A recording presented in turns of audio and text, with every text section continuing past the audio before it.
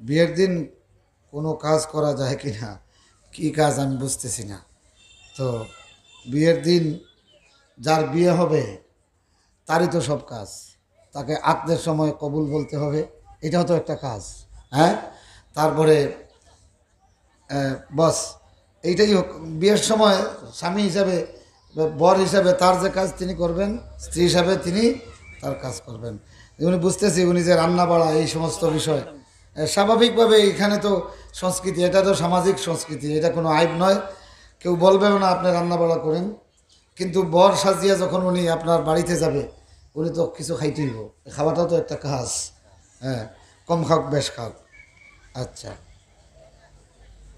প্রতি ওয়াক্ত নামাজের পর কোরআন তেলাওয়াত করা যায় কি না? হ্যাঁ, যায়। তবে প্রতি ফরজ সালাতের পরে রাসূলুল্লাহ সাল্লাল্লাহু আলাইহি ওয়াসাল্লাম বলতেন আয়াতুল কুরসি, ফালাক, নাস আর সূরা বাকারার শেষ আয়াত, রাসূলুল্লাহ সাল্লাল্লাহু আলাইহি ওয়াসাল্লাম এগুলি বারবার তাগিদ দিয়েছেন পড়ার জন্য, উৎসাহিত করেছেন।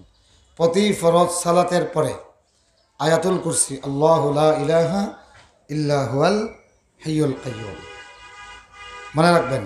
এরপরে সূরা বাকারার শেষ আয়াত, আমানার রাসূলু বিমা উনজিলা ইলাইহি মির রাব্বিহি ওয়াল মুমিনুন। এরপরে কুল হুয়াল্লাহ, ফালাক, নাস। প্রতি ফরজ সালাতের পরে এতটুকু তিলাওয়াত করা সুন্নত। মহিলাদের নামাজের সঠিক নিয়ম কিভাবে? সঠিক নিয়ম বলতে কি বোঝাতে চাচ্ছেন বুঝি নাই। এই তো একটা বললাম, সঠিক নিয়ম মানে পুরুষদের যেই রকম, পুরুষদের যে জিনিস ফরজ আপনাদেরও সেই জিনিস ফরজ। পুরুষরা যেই জিনিস ওয়াজিব হিসাবে, মানে নামাজের মাসআলাটা নারী আর পুরুষ সকলের জন্য আল্লাহ পাক সমান করে মাসলা দিয়েছেন। ওই 6 ফরজ আপনাদেরও পুরুষদেরও।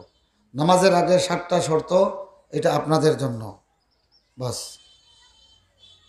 তবে জামাতে সালাত আদায়ের বাধ্যবাধকতা থেকে, জুমার বাধ্যবাধকতা থেকে, ঈদের বাধ্যবাধকতা থেকে আল্লাহ আপনাদেরকে রুখসত দিয়েছেন, কনসিডার করেছেন। এর মানে এটা নয় আপনারা যেতে পারবেন না, এটা আপনাদের জন্য সম্মান জানাইয়া আল্লাহ পাক কনসিডার করেছেন।